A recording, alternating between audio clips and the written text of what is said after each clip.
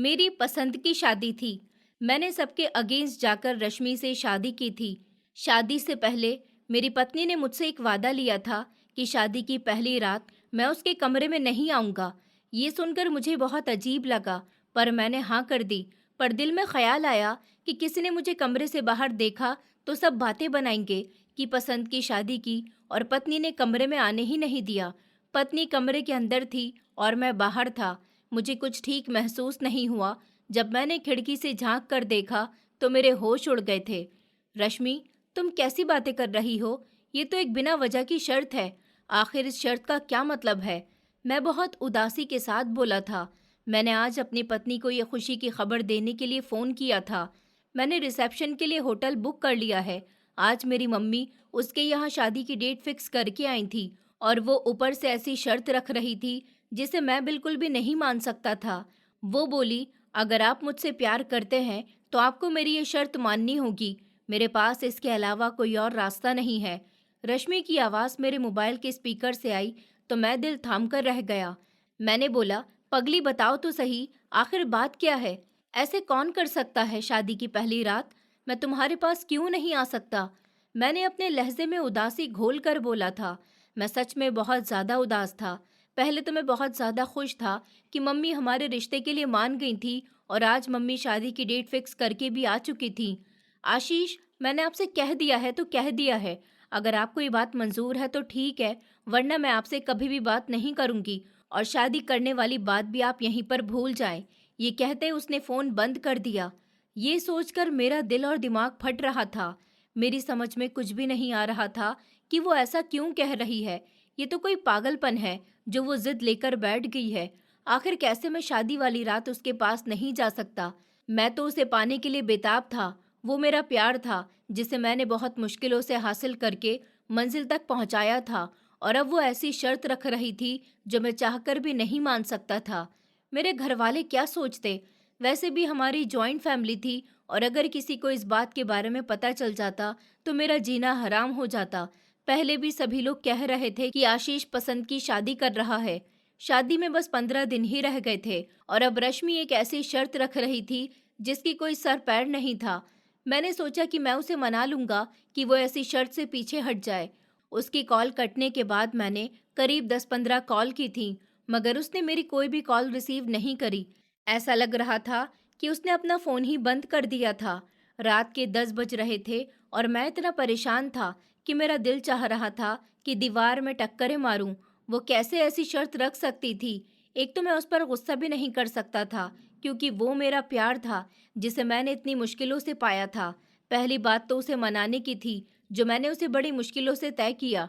उसके बाद भी बहुत मुश्किल पार करके मैं शादी की डेट तक जा पहुंचा था, और अब तो मेरी सारी खुशी गायब हो गई थी। मैंने सोचा था कि कल जाकर कॉलेज में ही उससे मिलूंगा और उसे समझाऊंगा कि वो इस फालतू की शर्त को छोड़ दे। वो रात मेरे लिए बहुत मुश्किल थी। मैं ये सोचकर पूरी रात सो नहीं पाया। सुबह सवेरे ही मैं उसके कॉलेज के लिए निकल गया। मैंने सोचा था कि मैं उसे कॉलेज जाने ही नहीं दूंगा, और उसे रास्ते से लेकर कहीं ऐसी जगह लेकर जाऊंगा जहां हम आराम से बैठकर बातचीत कर सकें। लेकिन मैं कब से उसके कॉलेज के बाहर खड़ा था, पर वो आई ही नहीं रही थी। मैंने उसे कॉल की तो उसने मेरी कॉल रिसीव कर ली। मैंने कहा, रश्मि, कहाँ हो तुम? कहाँ हो? मैं तुम्हारे कॉलेज के बाहर खड़ा हूँ। जल्दी से बाहर आ जाओ। मुझे तुमसे एक बहुत ज़रूरी बात करनी है। मैंने इतना ही कहा और वो हंसने लगी और कहने लगी कि मुझे पता था कि आप कॉलेज ज़रूर जाएंगे, इसलिए मैंने आज कॉलेज से छुट्टी कर ली। उसकी हंसी इतनी प्यारी थी कि मैं भी बिना मुस्कुराए नहीं रह सका, जबकि मैं इतनी ज़्यादा टेंशन में था। लेकिन उसकी हंसी सुनकर मैं मुस्कुरा रहा था। रश्मि, ये तुम मेरे साथ ठीक नहीं कर रही हो। रात भी मैंने तुम्हें कितनी कॉल्स की, लेकिन तुमने कोई भी कॉल रिसीव नहीं की। मैं तुमसे बहुत नाराज़ हो जाऊंगा। मैंने इतना कहा तो वो खामोश हो गई। वो बोली, आशीष प्लीज़, आप मुझसे नाराज़ मत होइए। मैं अभी आपको ये सब कुछ नहीं बता पाऊंगी, लेकिन हाँ, मैं आपको बाद में सब कुछ सच सच बता दूंगी। लेकिन प्लीज़ ये शर्त मान जाएं, वरना मेरे लिए बहुत मुश्किल हो जाएगी, या फिर मुझे शादी से ही पीछे हटना पड़ेगा। जैसे ही उसने शादी से पीछे हटने की बात करी तो मेरे पैरों तले से ज़मीन निकल गई। मैं गाड़ी में बैठा था और एसी भी फुल ऑन थी, लेकिन मुझे फिर भी बहुत पसीने आ रहे थे कि आखिर ऐसी कौन सी बात होगी कि उसे शादी से ही पीछे हटना पड़ेगा। रश्मि, मुझे नहीं पता तुम मुझसे मिलो, मुझसे बात करो, मुझे बहुत ज़्यादा टेंशन हो रही है। मैं उसकी मिन्नतें करने लगा था कि वो मुझसे मिले, पर वो मुझे मिलने की हामी नहीं भर रही थी। वो बोली, नहीं आशीष, अब मैं आपसे नहीं मिल पाऊंगी। मम्मी ने मेरे घर से निकलने पर पाबंदी लगा दी है। वो कहती हैं कि अब हमारी शादी में 15 दिन रह गए हैं, तो मैं घर से नहीं निकल सकती हूँ। प्लीज़ आप मेरी बात को समझने की कोशिश करिए। वो बोले ही जा रही थी और मैं भी सुन ही रहा था, मगर मेरी समझ में कुछ भी नहीं आ रहा था। 2-3 बार मैंने उससे कहा कि वो मुझसे मिले, तो उसने बड़ी मुश्किल से हामी भर ली। वो 2 दिन के बाद अपनी दोस्त के घर का बहाना बनाकर मुझसे मिलने के लिए आने वाली है। ये भी मुझे मंजूर नहीं था। मैं 1 मिनट भी इंतज़ार नहीं कर सकता था और वो तो 2-3 दिन बाद का कह रही थी। मुझसे तो 2 दिन का इंतज़ार नहीं हो रहा था, पर मजबूरन मुझे उसकी बात माननी ही पड़ी कि मैंने कहा कि चलो ठीक है, 2 दिन के बाद हम बाहर एक रेस्टोरेंट में मिलेंगे। उसके बाद मैं कोई बहाना नहीं सुनूंगा। तुम्हें ज़रूर आना है। मैंने आखिरी बार बात की और बाय कहकर मोबाइल मैंने फ्लाइट मोड पर डाल दिया और फिर गाड़ी ड्राइव करने लगा। 10 मिनट के अंदर ही अंदर मैं घर पर पहुंच गया था। उसके कॉलेज हमारे घर के पास में ही था और इसी कॉलेज से तो हमारे प्यार की कहानी शुरू हुई थी। उसका घर हमसे आधे घंटे की दूरी पर था। वो दूसरी कॉलोनी में रहती थी। मैंने जल्दी जल्दी नाश्ता किया और फिर ऑफिस के लिए निकल गया था। मैं चाह रहा था कि इन 15 दिनों में मैं एक भी छुट्टी नहीं करूं, ताकि शादी पर मैं अच्छी खासी छुट्टियां ले सकूं। मैंने अपनी पत्नी के साथ हनीमून भी प्लान कर रखा था। मैंने सोच रखा था कि हम रिसेप्शन के अगले दिन ही मसूरी चले जाएंगे। मैं जानता था उसे पहाड़ी इलाके बहुत पसंद है, इसलिए मैंने पहले ही सब कुछ प्लान कर रखा था। लेकिन अब उसकी ऐसी शर्त पर मेरा दिमाग वाकई में ख़राब कर दिया था और मैं जानता था उसे इस शर्त से कैसे हटाना है। वो मेरा प्यार थी, उसकी कमज़ोरी भी मैं जानता था। मैं जानता था वो मेरी नाराज़गी नहीं बर्दाश्त कर सकती और यही हुक्म का इक्का ही मैं इस्तेमाल करने वाला था। ऑफिस पहुंचकर मैं सारा दिन बिजी रहा। मुझे रश्मि का ख्याल भी नहीं आया। वैसे तो मैं हर रोज़ दिन में उसे 1-2 कॉल या मैसेज किया करता था।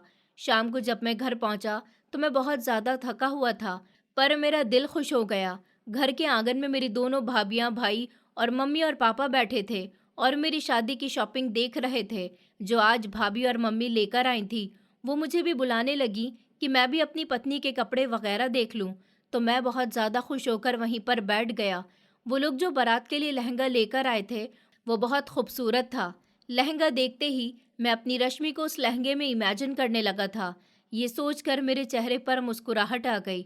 वाह, मुस्कुराहट तो चेक करो, अभी शादी भी नहीं हुई है, इसका अभी से ये हाल है और जब हो जाएगी तो ये हमें देखेगा तक नहीं। मेरे बड़े भाई बोले तो मेरी मुस्कुराहट और गहरी हो गई।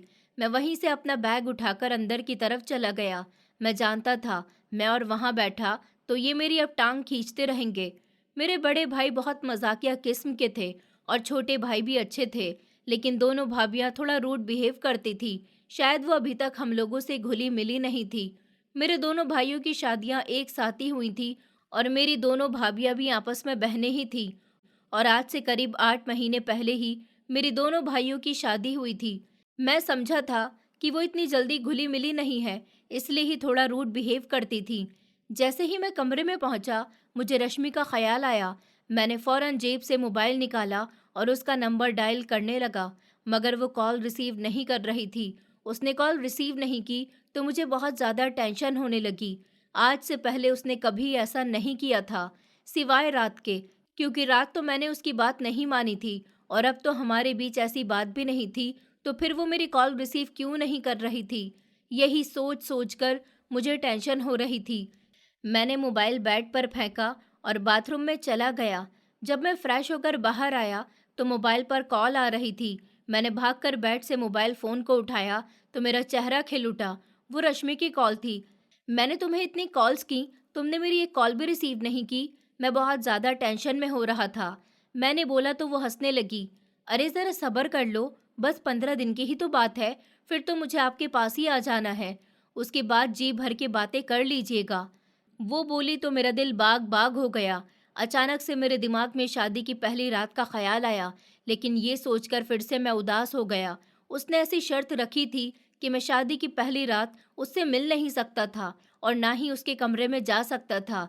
मैंने उस समय ये बात छेड़ना ठीक नहीं समझा। मैं जानता था कि वो मुझसे दूर बैठी है, मैं उसे मना नहीं पाऊंगा।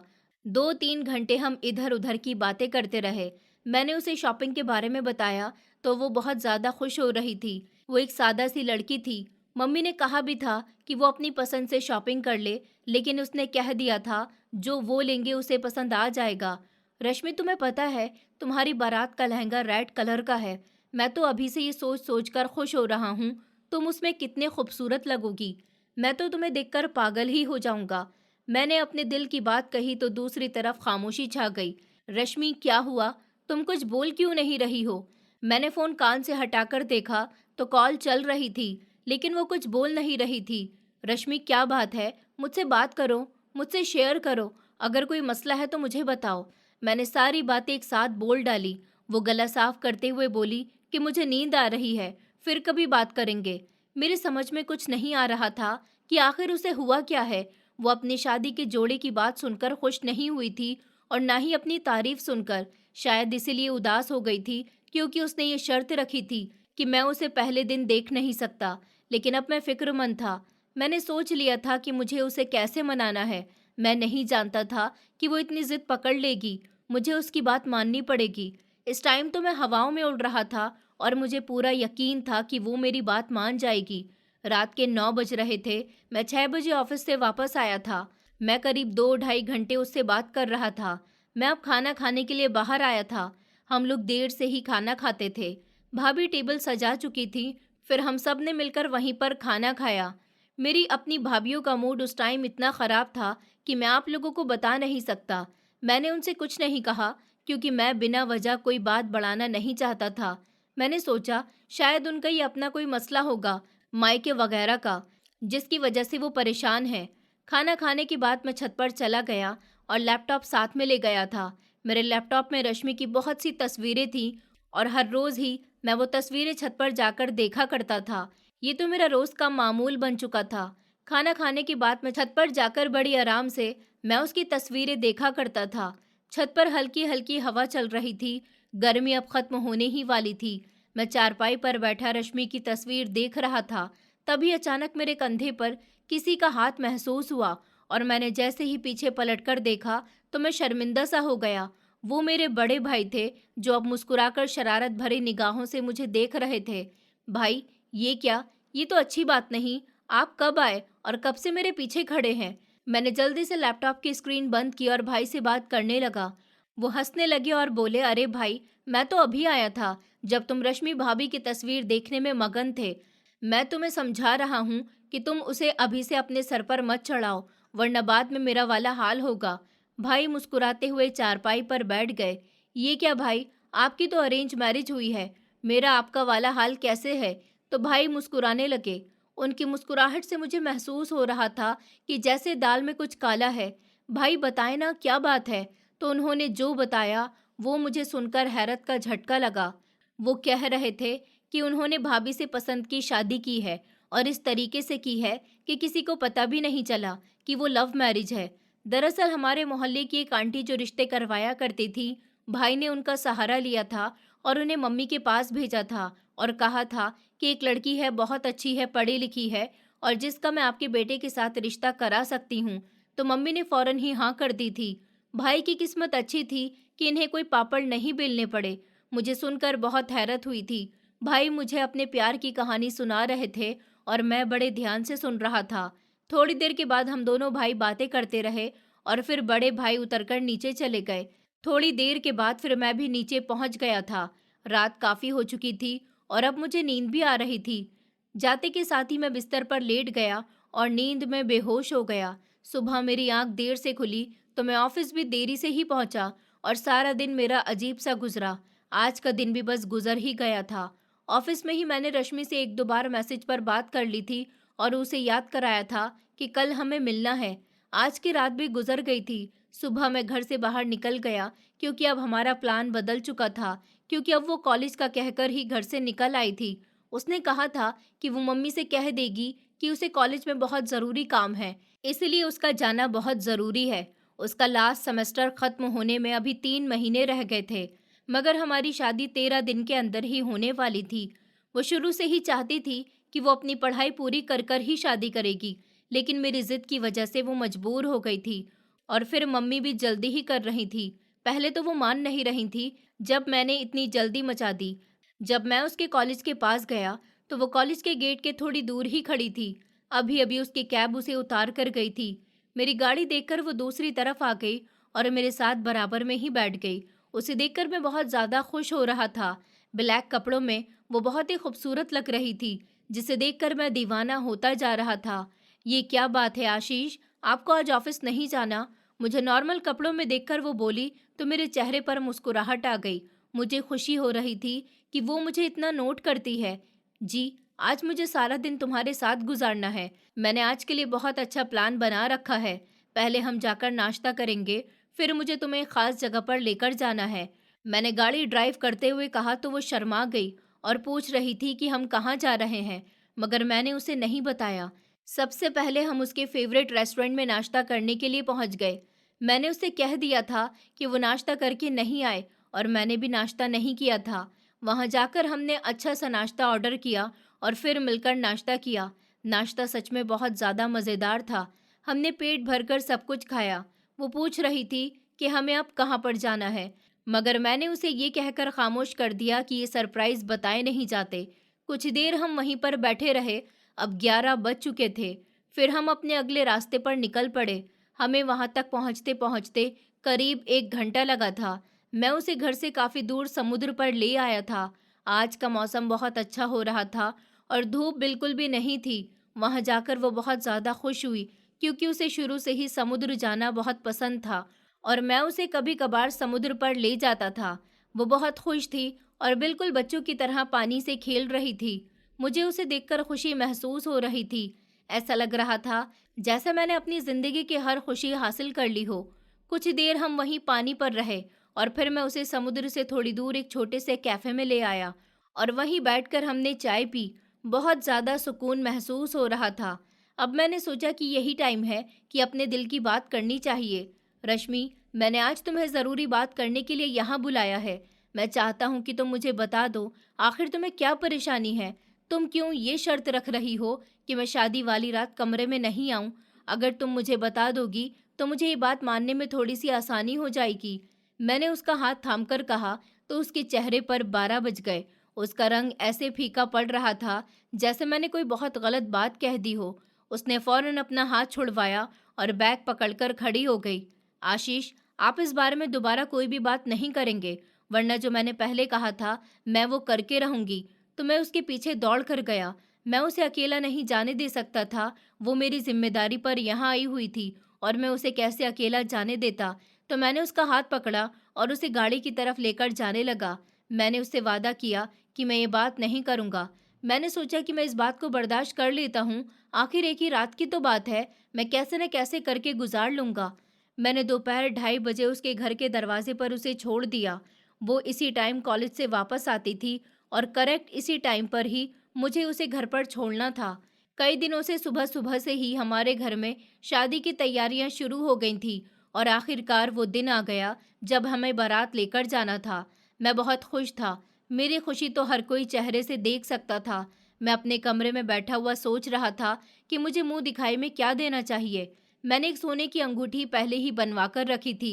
मैं उसे कुछ उसकी पसंद का कुछ अच्छा सा खाने का देना चाहता था। उसे चॉकलेट बहुत ज़्यादा पसंद थी। मैंने सोचा बाजार से जाकर किसी अच्छी सी चॉकलेट का डिब्बा लेकर आता हूँ। एक रात की ही तो बात थी। मैंने सोचा था कि सुबह सुबह मैं इसे ये सब कुछ दे दूंगा और इस तरह से घर वालों को भी पता नहीं चलेगा। मैं सारी रात अपने घर से बाहर और जब बाजार से चॉकलेट लेकर वापस आया तो शादी की तैयारियां सातों आसमान पर थी। दोपहर होने को थी और सब लोग तैयारी में भागम दौड़ कर रहे थे। मेहमान भी आना शुरू हो गए थे। हमें सूरज ढलने के बाद ही बारात लेकर निकलना था। ऐसे टाइम गुजर गया और फिर हम सूरज ढलने के बाद बारात लेकर निकल गए। मेरी खुशी की वजह से मेरा दिल धक धक कर रहा था। हम जब उनके घर पर बारात लेकर पहुंचे तो मेरी खुशी का ठिकाना नहीं रहा था। वो स्टेज पर बैठी हुई इतनी प्यारी लग रही थी, मैं उसे देखते ही पागल सा हो गया। पहले हमारा बहुत अच्छे से स्वागत किया गया और फिर हमें मंडप पर बिठाया गया और उसके बाद शादी की रस्में शुरू हो गईं और 7 वचन और 7 फेरों के साथ हम दोनों एक दूसरे के बंधन में बंध गए। फिर उसके बाद मेहमानों को खाना वगैरह खिलाया गया। ऐसे ही करते करते विदाई का टाइम आ गया और फिर हम वहाँ से रवाना हो गए। मैं गाड़ी में बैठा हुआ बहुत खुश दिखाई दे रहा था और मैंने उसकी इस शर्त को भी दिल से कबूल कर लिया था। मैंने खुद को समझा दिया था कि एक रात में क्या ही तो हो सकता है, सिर्फ एक रात की ही तो बात है, उसके बाद वो मेरी ही है। उसके चेहरे पर घूंघट डाला हुआ था। मैं ड्राइवर के साथ फ्रंट सीट पर बैठा था और मम्मी के साथ वो घूंघट ओढ़े हुए बैठी थी। आधे घंटे के बाद बारात घर पहुंच गई थी। घर पहुंचने के बाद मेरे सारे कज़न दुल्हन को कमरे के अंदर जाने नहीं दे रहे थे, क्योंकि वो मुझसे शगुन लेना चाह रहे थे। मैंने 20,000 रुपये निकालकर उनके हवाले कर दिए। पहले मुझे सब लोग कंजूस कहते थे और आज इतने ज़्यादा पैसे देखकर वो भी हैरान रह गए थे। आहिस्ता आहिस्ता मेहमान कम होने लगे और सब अपने अपने घरों पर चले गए और भाई भाभी भी अपने अपने कमरों में चले गए थे। मैं ही मम्मी पापा के साथ ड्राइंग रूम में बैठा था। पापा बोले, तुम अपनी पत्नी के पास चले जाओ, वो तुम्हारा इंतजार कर रही होगी, रात भी अब काफ़ी हो चुकी है। पापा ने मुझे ये बात कही तो मेरे चेहरे पर 12 बज गए। मैं उन्हें कैसे बताता कि मैं अपने कमरे में नहीं जा सकता। उस समय मैं फौरन वहां से उठा, उनकी नज़रों से बचता बचाता छत पर पहुंच गया। मैं सोच रहा था कि आज की रात छत पर ही गुजार दूंगा। अभी मुझे छत पर आए हुए 15 मिनट हुए थे कि बड़े भाई वहां पर आ गए। अरे ये क्या आशीष, तुम यहाँ पर क्या कर रहे हो? तुम्हें भाभी के पास नहीं जाना क्या? अब तो रात भी काफी हो चुकी है। वो मुस्कुराते हुए बोले तो मैं भी चेहरे पर झूठी मुस्कुराहट सजा गया। भाई, मेरे दोस्त की कॉल आ रही है। वो दुबई में था ना, तो इस वजह से सिग्नल नहीं आ रहे थे। मैंने सोचा कि छत पर जाकर ही बात कर लूं। मैंने बहुत समझदारी से एक बहाना बना दिया तो भाई अजीब नज़रों से मेरी तरफ देखने लग गए। यार, आज तुम्हारी शादी हुई है तो तुम्हें इस टाइम अपनी पत्नी के पास होना चाहिए। दोस्तों से बाद में बात हो सकती है, भाई ने कहा था। मैंने फ़ोन जेब में डाला और नीचे की तरफ चला गया। उन्होंने कहा कि कमरे में गर्मी हो रही थी, इसी वजह से वो छत पर सोने आ गए थे। मैं नीचे तो आ गया था, मगर आंगन में ही खड़ा था। मैं कैसे कमरे में जाता, क्योंकि कमरे का दरवाज़ा भी बंद था। मैं आंगन में खड़ा हुआ डर रहा था कि अगर किसी ने यहाँ पर देख लिया तो मुझे सब लोग क्या कहेंगे कि शादी की पहली रात ही मनपसंद पत्नी ने कमरे में ही नहीं घुसने दिया। इस तरह तो मेरी बहुत ज़्यादा बेइज्जती होने वाली थी। अभी मैं ये सब सोच ही रहा था कि मुझे अपने कमरे में किसी के बोलने की आवाज़ आई। मैं आसानी से सुन सकता था कि वो रश्मि की आवाज़ तो नहीं थी। आवाज़ सुनकर मुझे हैरत का झटका लगा। मैंने सोचा कि इस टाइम मेरी पत्नी के कमरे में कौन हो सकता है। भाभी और मम्मी तो अपने अपने कमरों में थीं। मैं आगे बढ़ा और आवाज़ सुनने लगा, मगर मुझे कुछ भी सुनाई नहीं दे रहा था। बस यही महसूस हो रहा था कि दो लोग आपस में बातें कर रहे हैं। फिर मुझे खिड़की का ख्याल आया तो मैं उसी के पास आ गया। मैं हर टाइम अपने कमरे की खिड़की खुली रखता था और मुझे उम्मीद थी कि वो अभी भी खुली होगी। मैं जैसे ही खिड़की की तरफ बढ़ा और खिड़की के अंदर झांक कर देखा तो मेरे होश उड़ गए। मम्मी, आपने मेरी बात नहीं मानी तो मैं घर से चला जाऊंगा, फिर ढूंढते रहिएगा मुझे सारे ज़माने में। मैं रश्मि से शादी करूंगा और इसके अलावा किसी और का नाम तक नहीं सुनना चाहता। मैं पिछले एक हफ्ते से अपने घर वालों को मनाने की कोशिश में लगा हुआ था, मगर वो तो टस से मस नहीं हो रहे थे। आशीष, तुम किस लहजे में मम्मी से बात कर रहे हो? अपनी तमीज़ भूल गए हो क्या? छोटे भाई बोले तो मैं खामोश हो गया।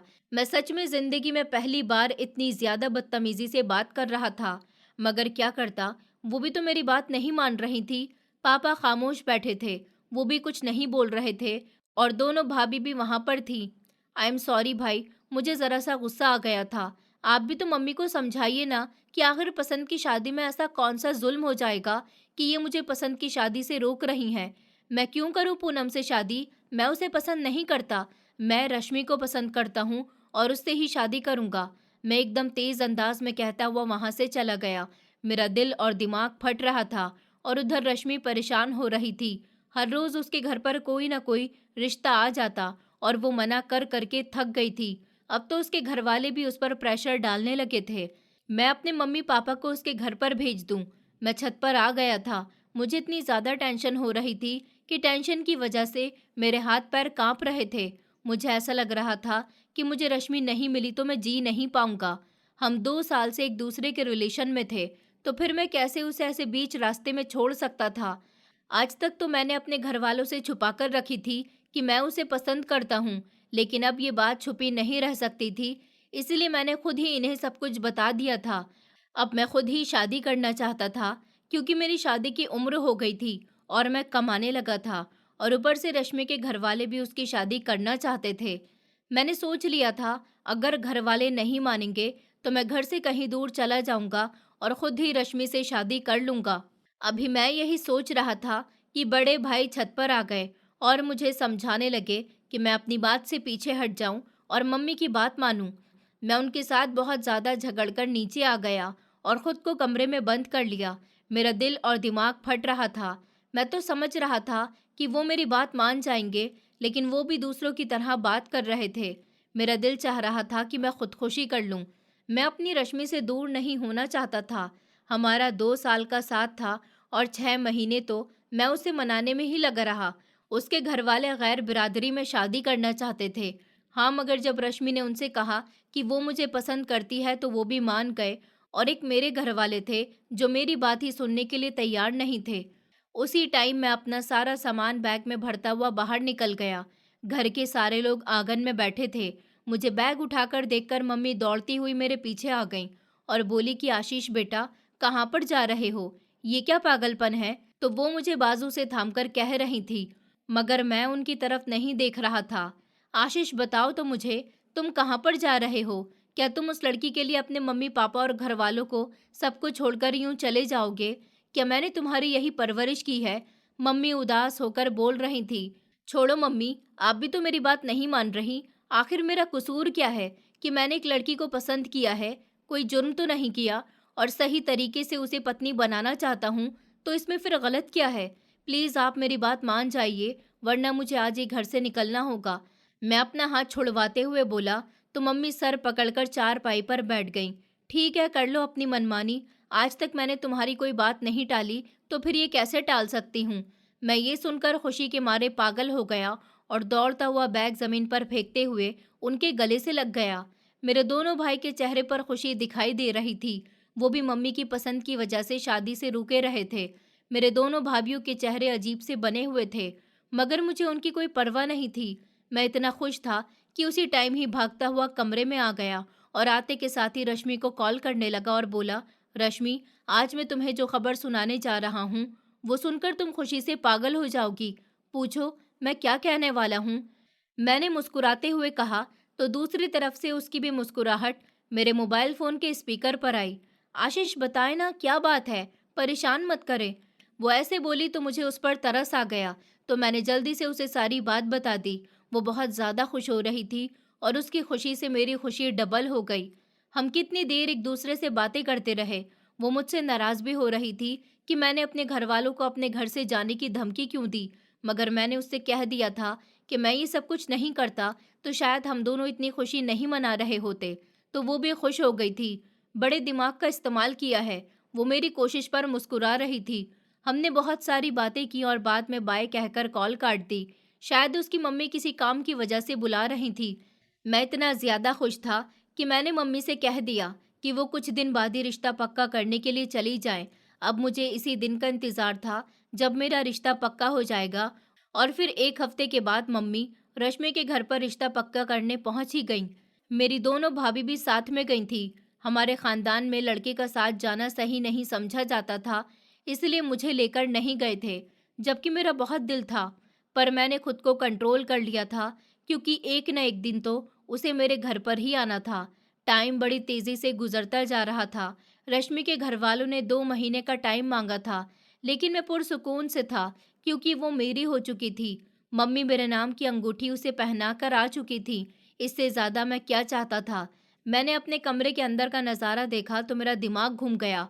वहाँ पर कोई आदमी पीठ करे बैठा था और रश्मि उसके सामने नज़र झुकाए उसकी किसी बात का जवाब दे रही थी, जो मुझे सुनाई नहीं दे रहा था। मुझे इतना गुस्सा आ रहा था कि आखिर वो इंसान कौन है और इस टाइम मेरे कमरे में क्या कर रहा है। अब मुझे रश्मि की सारी बातें याद आने लगीं। इसी वजह से उसने मुझे पहली रात आने से मना कर दिया था।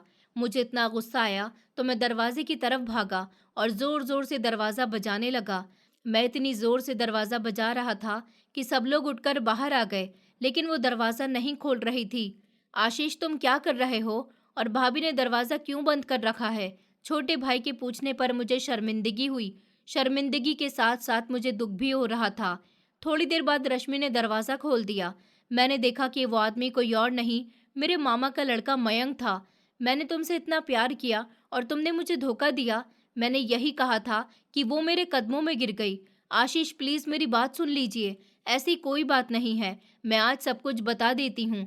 फिर उसने जो कुछ हमें बताया तो हमें उसकी बात पर यकीन नहीं आ रहा था, सिवाय मेरे, क्योंकि मैं जानता था कि रश्मि झूठ नहीं बोल रही थी।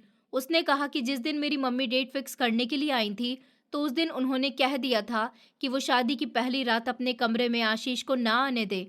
अगर वो कमरे में गया तो अगले दिन आशीष मर जाएगा, उसने कहा। और मम्मी से किसी फकीर ने कहा था, और फकीर ने ये भी कहा था कि शादी की पहली रात फकीर उसके कमरे में आएगा, उसके ऊपर मंत्र वगैरह पढ़कर फूकेगा और कुछ ऐसे टोटके बता देगा जो उसे करने होंगे, और उसके बाद ही आशीष की जान बच जाएगी। वो बेचारी रोते हुए कह रही थी और मैं गम और गुस्से के मिले झूले जज्बात के साथ मम्मी की तरफ देखने लगा था। उनकी आंखों में भी आंसू थे। मयंक वहां से भागने लगा तो पापा ने उसे पकड़ लिया और उसके कान पर जोरदार थप्पड़ दे मारा। उसने भी सब उगल दिया और उसने कहा कि बुआ ने मुझसे कहा था कि शादी की पहली रात आशीष के कमरे में आ जाऊं और उसकी पत्नी को बदनाम कर दूं, क्योंकि वो नहीं चाहती थी कि आशीष रश्मि भाभी से शादी करे। इसलिए ही ये सारा खेल रचाया गया है। मयंक ने कहा तो मम्मी पैरों में गिर पड़ी और हम सबसे माफी मांगने आ गईं। अब सच खुल चुका था। वो अपनी गलती पर पछतावा कर रही थी। मैं मम्मी को माफ नहीं कर पा रहा था कि उन्होंने मेरे साथ इतना बड़ा खेल कैसे खेला, मगर आज मुझे ये सब पता नहीं चलता और वो मम्मी के प्रेशर की वजह से वो खामोश रहती तो शायद मैं गुस्से में आकर तलाक दे देता। मगर आज सारा मामला खुलकर सामने आ चुका था। पापा उस टाइम मम्मी से इतना नाराज हुए कि बड़े भाई को बीच में आकर बीच बचाव करना पड़ा, वरना आज तो पापा का हाथ ही उठ जाता। फिर बड़े भाई उन सब लोगों को वहां से लेकर चले गए। मैं रश्मि के पास बैठा था। वो लगातार रोई जा रही थी और मुझसे माफी मांग रही थी कि उसने मुझसे इतनी बड़ी बात छुपाई, मगर इस सब में उस बेचारी का कोई कसूर नहीं था। मम्मी ने उसे डराया और धमकाया था कि उसने मम्मी की बात नहीं मानी तो मम्मी उसकी शादी मुझसे नहीं करवाएंगी। मैंने रश्मि से कह दिया था कि इसमें तुम्हारा कोई भी कसूर नहीं है, ये सब बातें भूल जाओ। मैंने उसका हाथ थामकर कहा तो वो खामोश हो गई। आज हमारी जिंदगी की नई शुरुआत होने वाली थी और जिंदगी गलत मोड़ लेते लेते बच गई। मैं बहुत ज़्यादा दुखी था मम्मी की वजह से, लेकिन वो मेरी मम्मी थी। मैंने उस समय ही उन्हें माफ़ कर दिया था जब उन्होंने अपनी गलती बता दी थी। रोने की वजह से रश्मि की आंखें सूज गई थी और उसका सिंगार भी अधूरा सा लग रहा था। उसकी आंखों से आंसू मोतियों की तरह गिरकर उसके दुपट्टे को भिगो रहे थे। मैंने अपने हाथों से उसे साफ किया और उसे समझाया कि जो हुआ उसे भूल जाओ, हमें अपनी ज़िंदगी में आगे बढ़ना है। इस तरह के मसले तो होते रहते हैं। बहादुर इंसान वही होता है जो मुश्किल का बहुत अच्छी तरह से मुकाबला करे। वो बहुत अच्छी लड़की थी, मेरे समझाने पर समझ गई थी। वो रात सच में हमारी ज़िंदगी की सबसे खूबसूरत रात थी। उस रात के बाद जैसे सारी कड़वाहटें मिट गई थी। रश्मि का सर मेरे कंधे पर था और उसकी आंखों से बहते हुए आंसू अब सुकून में बदल गए थे। आशीष ने उसके बालों को सहलाते हुए कहा, अब सब ठीक है ना? अब कोई डर तो नहीं, कोई रुकावट नहीं? रश्मि ने हल्की मुस्कान के साथ सर हिलाया और बोली कि तुम्हारे साथ हूं ना, तो डर किस बात का? फिर हम दोनों के बीच एक लंबी खामोशी छा गई, मगर वो खामोशी भी सुकून भरी थी, जैसे हम दोनों को अब किसी बात की जल्दी नहीं थी। सुबह की पहली किरण जब कमरे की खिड़की से अंदर आई तो उस वक्त रश्मि के चेहरे पर पड़ती रोशनी को देखकर मैं मुस्कुरा दिया। वो बहुत मासूम लग रही थी, जैसे कोई बच्ची पहली बार चैन की नींद सोई हो। मैंने उसके माथे को चूमा और उठकर नीचे चला गया। मम्मी रसोई में चाय बना रही थी। उन्हें देखकर कुछ पल के लिए मैंने अपनी नजरें झुका ली, मगर फिर मैं उनके पास गया और बोला, मम्मी अब गुस्सा छोड़ दीजिए, सब कुछ भूल जाइए। आप मेरी मम्मी हैं और मेरे लिए भगवान से कम नहीं है। मम्मी की आंखों से आंसू गिर पड़े। उन्होंने कहा कि आशीष, और फिर मेरे सर पर हाथ फेरा और बोली, बेटा गलती इंसान से ही होती है। मैंने जो कुछ किया वो डर में किया था, मगर तूने मुझे माफ़ कर दिया। इस बात के लिए मैं ज़िंदगी भर तेरा एहसान मानूंगी। फिर इस तरह धीरे धीरे घर का माहौल भी बदलने लगा। पहले जो अजीब सी चुप्पी रहती थी, अब उसकी जगह हंसी की आवाज़ें आने लगीं। रश्मि ने अपने ससुराल को अपना घर समझ लिया था। वो सबका ख्याल रखती थी, सुबह सुबह सबके लिए नाश्ता बनाती, फिर आशीष को ऑफिस के लिए तैयार करती और जाते जाते दरवाजे पर खड़ी होकर उसकी शर्ट ठीक करती। उसकी ये छोटी छोटी बातें आशीष के दिल को हर रोज और ज्यादा अपना बना लेती थी। शाम को जब आशीष घर लौटता तो रश्मि उसके लिए चाय बनाकर लाती। दोनों छत पर बैठकर बातें करते, कभी पुरानी बातें याद करते तो कभी फ्यूचर के सपने बुनते। आशीष अक्सर कहता कि रश्मि, अगर उस रात सच्चाई सामने नहीं आती तो शायद मैं तुम्हें हमेशा के लिए खो देता। और रश्मि हर बार कहती कि भगवान ने हमें उस मुश्किल से बचा लिया। आशीष फिर मुस्कुराकर कहता, और अब मैं तुम्हें कभी किसी के भी डर के साए में नहीं रहने दूंगा। उसके बाद दिन हफ्तों में बदल गए और हफ्ते महीनों में। दोनों की जिंदगी अब पूरी तरह से सुकून में थी। घर वालों का भी सारा गुस्सा मिट गया था। अब सब रश्मि को अपनी बेटी की तरह मानने लगे थे। यहाँ तक कि जो भाभी पहले मुंह फेर लेती थी, अब वही उसके साथ रसोई में हंसते हुए बातें करती। और मम्मी तो अब हर पूजा में उसका नाम लेकर प्रार्थना करती थी कि उसकी जिंदगी हमेशा खुशियों से भरी रहे। एक दिन आशीष काम से लौटा तो उसने देखा कि रश्मि मंदिर के सामने बैठी कुछ बड़बड़ा रही थी। वो चुपचाप उसके पास गया और बोला, क्या मांग रही हो? उसने मुस्कुराकर कहा कि बस यही, कि हमारी जिंदगी में अब कभी कोई तूफान ना आए। आशीष ने उसका हाथ पकड़कर कहा कि तूफान अगर आए भी ना तो हम दोनों साथ मिलकर उसका सामना करेंगे, क्योंकि अब हम एक दूसरे की ताकत है, ना कि कमजोरी। रात को जब दोनों अपने कमरे में बैठे थे तो रश्मि ने सर उसके सीने पर रख दिया और बोली, आशीष, अगर कभी मुझे फिर डर लगा तो क्या तुम फिर मुझे ऐसे ही संभालोगे? आशीष ने हल्की हंसी के साथ कहा कि नहीं, तब मैं तुम्हें डरने ही नहीं दूंगा। रश्मि ने मुस्कुराकर कहा कि तुम्हें पता है, मुझे अब डर भी नहीं लगता, क्योंकि तुम्हारा साथ मेरे पास है। बस यही मेरे लिए सबसे बड़ी राहत है। वक्त अब यूं ही गुजरता गया कि उन्हें एहसास ही नहीं हुआ कि उनकी शादी को 6 महीने बीत चुके हैं। अब उनके बीच सिर्फ प्यार ही नहीं था, बल्कि एक गहरा भरोसा भी था। उन्होंने एक दूसरे की गलतियों को माफ करना सीख लिया था और एक दूसरे की खामोशियों को समझना भी। अब उनकी दुनिया में झगड़ों की जगह हंसी गूंजती थी और शक की जगह यकीन। एक दिन मम्मी ने जब रश्मि से कहा कि बेटी, अब तू हमारे घर की रौनक है, तो उसकी आंखों से आंसू निकल आए। उसने मम्मी के पैर छुए और बोली कि ये घर तो अब मेरा मंदिर है, जहां मैंने सबको माफ करना सीखा है और प्यार की कीमत समझी है। जबकि आशीष दूर से खड़ा ये सब देख रहा था, उसकी आंखें भी नम हो गई थी। वो सोच रहा था, अगर उस रात सच्चाई सामने ना आती तो आज ये सुकून कहाँ से आता। जिंदगी अब उसके लिए सिर्फ बीवी बच्चे या घर भर नहीं रह गई थी, बल्कि एक सच्ची मोहब्बत का नाम बन गई थी। वो रश्मि के पास जाकर बोला, चलो नीचे चलते हैं, सबके साथ खाना खाते हैं। रश्मि मुस्कुराई और बोली, चलिए, आज मैंने आपकी पसंद की दाल मखनी बनाई है। दोनों नीचे गए, सब साथ बैठे और घर में खुशियों की गूंज फैल गई। वो रात सिर्फ खाने या हंसी की नहीं थी, बल्कि उस प्यार की थी जो अब पूरी तरह भरोसे में बदल चुका था। और उनके बीच कोई डर, कोई शक, कोई दूरी नहीं बची थी। अब उनकी हर सुबह एक नई शुरुआत होती थी और हर रात एक सुकून भरा अंत। और यूं ही उनकी जिंदगी बीतने लगी। कभी छोटी छोटी नोकझोंक तो कभी एक दूसरे के लिए छोटी छोटी खुशियां, लेकिन अब हर दिन पहले से ज्यादा प्यारा और खूबसूरत लगता था, क्योंकि अब उनके दिलों में सिर्फ एक ही बात ही बस चुकी थी कि चाहे कुछ भी हो जाए, हम साथ हैं, वो भी हमेशा हमेशा के लिए। जब आशीष और रश्मि की शादीशुदा जिंदगी सुकून में चल रही थी, तब अचानक कुछ ऐसी बातें सामने आईं जो उन्हें झटका देने वाली थीं। पहले तो उन्हें भरोसा ही नहीं हुआ कि जिन लोगों पर उन्होंने पूरी जिंदगी भरोसा किया, वही लोग उनके साथ छल कर रहे थे। एक दिन आशीष को उसकी भाभी की कुछ अजीब हरकतें शक भरी लगी। वो हमेशा घर में रश्मि को लेकर छोटी छोटी बातों में टोकती रहती थी और हर बार कोई भी फैसले में उसे पीछे करने की कोशिश करती। आशीष ने धीरे धीरे सारी बातें इकट्ठा की, सब नोट किया और फिर उसे हिम्मत करके रश्मि को बताया। रश्मि ने भी बहुत ध्यान से सब बात सुनी और फिर आशीष के साथ बैठकर पूरी बात सामने लाने का फैसला किया। धीरे धीरे सच बाहर आया कि उसकी भाभी ने हमेशा कोशिश की थी कि आशीष की शादी अपनी कजिन से करवा दें। उसने परिवार में अलग अलग तरीके अपनाकर और छोटे छोटे झूठ फैलाकर अपनी प्लानिंग पूरी की थी। और इसी खेल में उसकी मम्मी भी शामिल थी। वो अपनी दोस्त की बेटी को आशीष की पत्नी बनते देखना चाहती थी और इसके लिए उसने भाभी के साथ मिलकर पूरे खेल की रचना की थी। उन्होंने रश्मि को डराया, धमकाया और शादी की पहली रात तक उसे अपने कमरे में न आने देने की साजिश रची। सच सामने आते ही रश्मि और आशीष दोनों के दिल में गहरा सदमा लगा। रश्मि को ये बात जानकर बहुत दुख हुआ कि जिस परिवार पर उसने भरोसा किया था, वो उसके साथ छल कर रहे थे।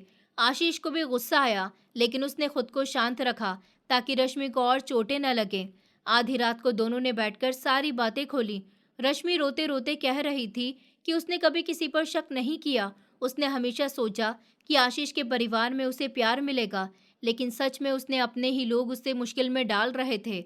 आशीष ने उसे मजबूती से थाम लिया और कहा कि रश्मि, अब तुम डरना मत, चाहे कुछ भी हुआ हो। अब मैं तुम्हारे साथ हूँ। कोई भी खेल ये चाल हमारी खुशियों को नहीं छीन सकता। रश्मि की आंखों में फिर से आंसू थे, लेकिन इस बार ये आंसू डर के नहीं, राहत और विश्वास के थे। इसके बाद आशीष ने परिवार के सामने ये बात रखी। उसने अपनी मम्मी और भाभी से सीधे सादे शब्दों में कहा कि वो हमेशा रश्मि के साथ ही रहेगा और कोई भी चालबाजी उसे रोक नहीं सकती। मम्मी और भाभी ने अपने किए की गलती महसूस की और शर्मिंदगी से चुप हो गईं। धीरे धीरे सब कुछ शांत हुआ। रश्मि और आशीष ने फिर से एक दूसरे को गले लगाया और फैसला किया कि अब वो किसी की बातों या चालों से डरेंगी नहीं। उनके बीच जो भरोसा और प्यार पहले से गहरा था, वो और मजबूत हो गया। अब उनके लिए सिर्फ एक दूसरे की खुशी मायने रखती थी, चाहे परिवार में कुछ भी हो, चाहे कोई भी खेल रचे। आशीष और रश्मि जानते थे कि उनका प्यार और उनका साथ किसी भी ताकत या चाल से बड़ा है, और इस विश्वास के साथ उन्होंने अपनी जिंदगी फिर से खुशी और सुकून के साथ जीना शुरू किया। सच्चाई सामने आने के बाद आशीष और रश्मि की जिंदगी में एक नई सुबह हुई। अब कोई डर या शक या झूठ उनके बीच में नहीं था। दोनों ने तय किया कि वो अपने प्यार को सिर्फ और सिर्फ बढ़ने देंगे। पहले कुछ दिन थोड़े अजीब थे, क्योंकि परिवार में अभी भी भाभी और मम्मी की चुप्पी और शर्मिंदगी बनी हुई थी। लेकिन आशीष और रश्मि ने खुद को और एक दूसरे को संभालते हुए धीरे धीरे घर के माहौल को फिर से खुशियों से भरना शुरू किया। सुबह की रोशनी में रश्मि और आशीष अक्सर छत पर बैठकर चाय पीते और दिन की बातें करते। आशीष अपनी पत्नी की छोटी छोटी आदतों पर मुस्कुराता और रश्मि उसकी हर बात पर हंसती। दोनों एक दूसरे की खामोशियों को समझने लगे थे और हर छोटी छोटी चीज में खुश होना सीख गए। धीरे धीरे दोनों का प्यार और विश्वास इतना गहरा हो गया कि घर के लोग भी उनके लिए खुश रहते। मम्मी अब हर पूजा में रश्मि का नाम लेकर प्रार्थना करती कि उसकी जिंदगी खुशियों से भरी रहे। भाभी धीरे धीरे बदल गईं और कभी कभार छोटी छोटी मदद करने लगी। घर का माहौल अब फिर से प्यार और अपनेपन से भर गया था। कुछ महीनों के बाद रश्मि और आशीष की जोड़ी और भी मजबूत हुई। वो एक दूसरे की आदतों, कमजोरी और मजबूती को पूरी तरह से समझ चुके थे। अब हर दिन एक नई खुशी लाता और हर रात एक सुकून भरा अंत। वो अक्सर रात में छत पर बैठकर बातें करते और फ्यूचर के बारे में सोचते। धीरे धीरे उनके जीवन में एक नई उम्मीद का फूल खिलने लगा। रश्मि ने महसूस किया कि उसके अंदर कुछ बदल रहा है। उसने आशीष को सबसे पहले दिन की बात बताई। आशीष की आंखों में चमक आ गई। उसने रश्मि का हाथ थामकर कहा, तो अब हमारी खुशियों का एक नया लेसन शुरू होने वाला है। वो दोनों दिन रात सिर्फ एक दूसरे का ख्याल रखने लगे। रश्मि अपने शरीर और सेहत का ख्याल रखती। आशीष हर समय उसके साथ रहता। उसकी थकान, उसका मूड और हर छोटी छोटी चीज में उसे सहारा देता। घर के लोग भी धीरे धीरे इस बदलाव को नोटिस करने लगे और अब सब उन्हें पहले से ज्यादा प्यार करने लगे थे। जैसे जैसे महीने बीतते, रश्मि की तबीयत में हल्के हल्के बदलाव दिखने लगे। आशीष हर बार उसे डॉक्टर के पास ले जाता, उसकी खाने पीने की आदतों का ध्यान रखता और हर रात उसके साथ बैठकर उसकी बातें सुनता। रश्मि भी इस नई जिंदगी के लिए खुद को तैयार करने लगी। आखिरकार एक दिन डॉक्टर ने बताया कि रश्मि प्रेग्नेंट है। ये खबर सुनकर आशीष की खुशी का ठिकाना नहीं रहा। उसने रश्मि को गले लगाकर कहा कि हमारी खुशियों का असली सफर अब शुरू होता है। रश्मि भी उसकी बाहों में रोती रही, इसी खुशी में कि अब उनका प्यार एक नई जिंदगी में बदलने वाला था। अब उनकी जिंदगी में सिर्फ प्यार ही प्यार था। वो दोनों एक दूसरे के लिए समय निकालते, लंबी बातें करते, हंसते और कभी कभी थोड़ी लड़ाई भी करते, लेकिन ये सब प्यार और समझदारी में घुली हुई थी। आशीष हर रात रश्मि से कहता कि हमारी जिंदगी का हर दिन खास है और अब ये नया जीवन इसे और भी ज्यादा खास बना देगा। इस तरह महीनों का सफर बीता। रश्मि का पेट धीरे धीरे बढ़ता गया और आशीष हर पल उसके लिए कुछ न कुछ करता रहा। वो उसकी थकान दूर करता, उसके लिए उसकी पसंद के खाने बनवाता और हर रात उसकी मुस्कान देखने के लिए समय निकालता। रश्मि भी धीरे धीरे खुद को नई आने वाली जिंदगी के लिए तैयार कर रही थी। उसकी हर मुस्कान में गर्व और खुशी झलकती थी। आखिरकार वो दिन आया जब रश्मि ने अपने पहले बच्चे को जन्म दिया। आशीष की खुशी का तो कोई ठिकाना ही नहीं था। वो अपने हाथों में अपने बच्चे को देखकर बस यही सोच रहा था कि वो यही खुशियों का पल है जिसके लिए उसने जिंदगी भर इंतजार किया था। रश्मि भी आशीष के कंधे पर सर रखकर रो रही थी, लेकिन ये रोना दुख का नहीं बल्कि प्यार और सुकून का था। उनके घर में अब सिर्फ खुशियों की गूंज थी। नन्हा सा जीवन उसके प्यार का सबसे बड़ा मुकाम बन चुका था। आशीष और रश्मि अब पूरी तरह से एक दूसरे के सहारे थे और उनकी जिंदगी का हर दिन नई खुशियों और नए सपनों से भर गया था। और इस तरह उनकी शादीशुदा जिंदगी की शुरुआत से लेकर बच्चे के जन्म तक का सफर प्यार, समझदारी, विश्वास और खुशियों से भरा हुआ रहा। उनके लिए अब हर दिन एक नई शुरुआत थी और हर रात सुकून और प्यार से भरी नव्य के जन्म के बाद आशीष और रश्मि की जिंदगी में एक नई रोशनी आ गई। छोटा सा बच्चा जिसकी नन्ही नन्ही हंसी में सबका दिल पिघल जाता, अब उनके घर की सबसे बड़ी खुशी बन गया था। आशीष हर सुबह नव्य की हल्की सी मुस्कान देखने के लिए जल्दी उठता, उसे गोद में उठाकर उसकी छोटी छोटी बातें सुनता और उसकी नन्ही आवाज़ों से दिन की शुरुआत करता। रश्मि भी नव्य के हर पल में शामिल रहती, उसकी छोटी छोटी नोकझोंक, उसका रोना, उसका खाना पसंद ना करना, सब कुछ अब उनके लिए सबसे प्यारी चीज़ें बन गई थी। आशीष अक्सर कहता कि रश्मि देखो, नव्य ने पहली बार मुस्कुराया, ये पल याद रखो। और रश्मि उसकी बाहों में सर रखकर हंस देती। हाँ, हर दिन ये पल और भी खास होते जा रहे हैं।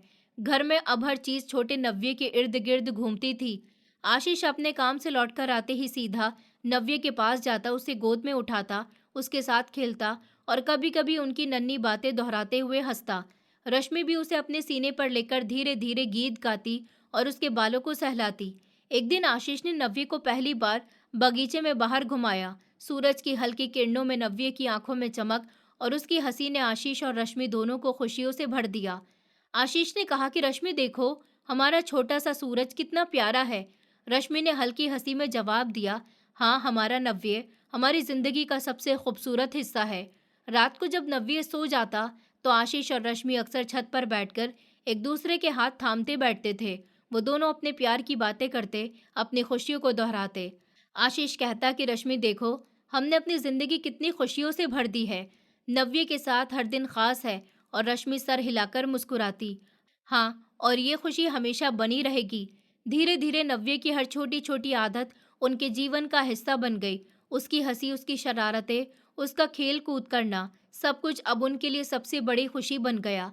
आशीष कभी कभी नव्य के साथ खेलते हुए कहता कि देखो रश्मि, हमारा छोटा सा हीरो कितना मासूम है। और रश्मि हंसकर जवाब देती कि हाँ, और यही मासूमियत हमें हर दिन और प्यार सिखाती है। घर में अब हर दिन सिर्फ प्यार और हंसी थी। आशीष और रश्मि दोनों अपने अपने काम में बिजी रहते, लेकिन हर वक्त नव्य की छोटी छोटी खुशियों में समय निकालते। नव्य का हर पहला शब्द, हर पहली हंसी, हर छोटी उपलब्धि उनके लिए सबसे बड़ा जश्न बन गई थी। इस तरह धीरे धीरे उनका परिवार और भी ज्यादा मजबूत और खुशहाल हो गया। नव्य उनके जीवन की सबसे बड़ी रोशनी बन गया और आशीष रश्मि की शादीशुदा जिंदगी अब सिर्फ प्यार, विश्वास और खुशियों से भरी हुई थी। दोस्तों, उम्मीद करती हूँ आपको हमारी कहानी पसंद आई होगी। कहानी पसंद आई है तो वीडियो को लाइक करें, चैनल पर नए हैं तो चैनल को सब्सक्राइब करें और हाँ, नोटिफिकेशन बेल को ज़रूर दबाएं ताकि अगली अपडेट सबसे पहले आपको मिले।